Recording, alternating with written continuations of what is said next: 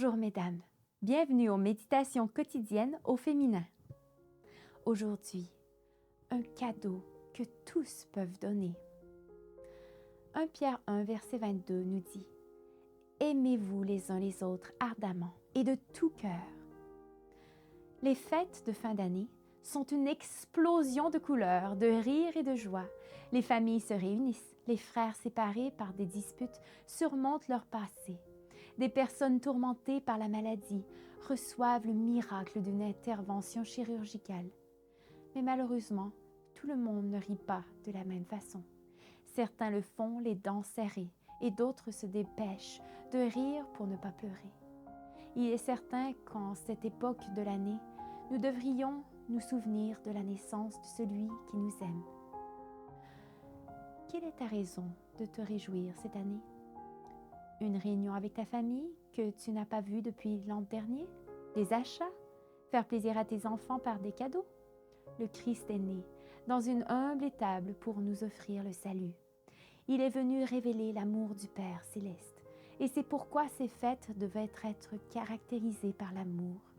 Si, en cette année, tu es capable de transformer tes réjouissances traditionnelles en expression du plus pur amour, tu célébreras la naissance de Jésus dans ton cœur.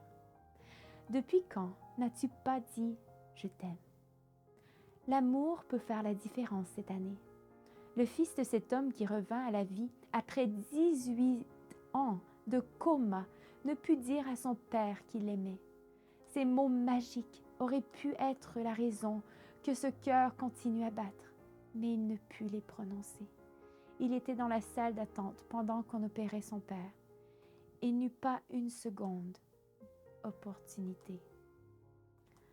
Ne retiens pas les paroles d'affection, de tendresse et d'amour que tu pourrais prononcer. Ces mots peuvent être le cadeau dont tant de personnes ont besoin.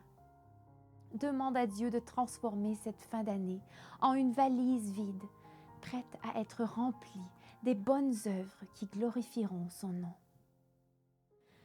Puisse l'amour de Dieu adoucir tes mots, alléger tes pieds et ennoblir tes mains. Cherche le nécessiteux et montre-lui l'immense amour divin en parole et en acte.